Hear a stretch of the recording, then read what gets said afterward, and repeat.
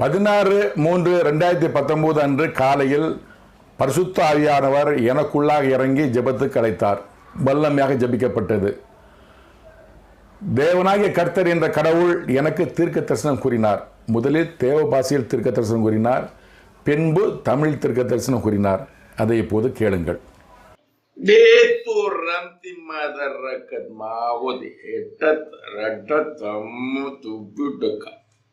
திட்டத்தை அந்திம துப்பித்தி மந்தோ டிப்பத்தக ராடரே அத்தருமே புபிதோமித போதம் மட்டத்த அட்டித்தை துப்பிட்ட அத்த ரக்கித் மாகித் கைரதோ தரமிதி மோபோதி மபோதம் மட்டதன் ததன் ததன்.